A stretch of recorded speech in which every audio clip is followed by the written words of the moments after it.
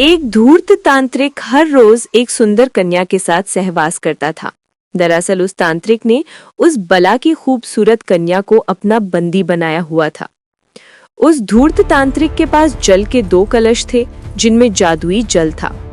तांत्रिक उनमें से बाएं कलश के पानी की कुछ बूंदें लेकर जब उस सुंदरी पर छिड़कता तो वो एक बंदरिया बन जाती, और जब दाएं तरफ रखे कलश के पानी के कुछ छींटे कन्या रूपी उस बंदरिया के ऊपर फेंकता तो वो वापस अपने असली रूप में आ जाती।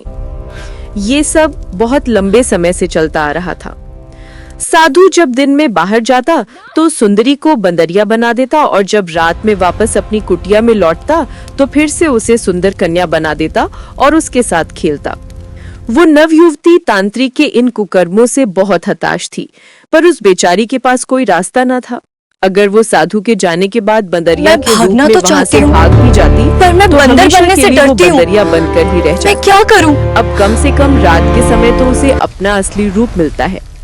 मन में ये विचार आते ही वो वहाँ से भागने का इरादा त्याग देती। समय बीतता गया।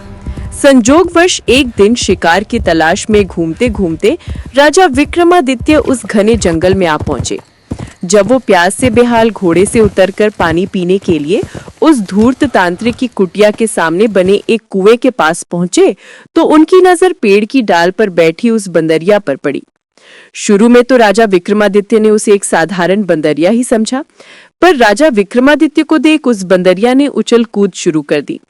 जब राजा विक्रमादित्य ने उसकी यह हरकत देखी तो उस पर गौर किया तो महसूस हुआ जैसे वो बंदरिया अजीब ढंग से उछल कूद करते हुए उनसे कुछ कहना चाहती है।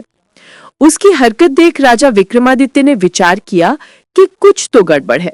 उन्होंने सारा रहस्य जानने के लिए एक रात और थोड़ी दूरी पर एकांत सी जगह देखकर घने सारे वृक्षों में अपनी नजर उस कुटिया पर गड़ा ली। जब शाम का समय हुआ तो राजा विक्रमादित्य को एक तांत्रिक आता हुआ दिखाई दिया। वो सीधा कुटिया के द्वार पर गया और उसने बंदरिया को इशारा किया। बंदरिया झट से साधु के पास आ गई।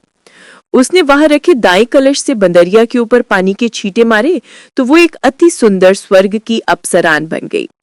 तांत्रिक तभी उस अप्सरा को ले कुटिया के अंदर चला गया।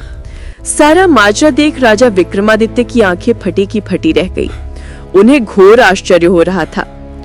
उन्हें उस नजारे पर बिल्कुल भी यकीन नहीं हो रहा था जो उन्होंने अभी चंद क्षणों पहले देखा था।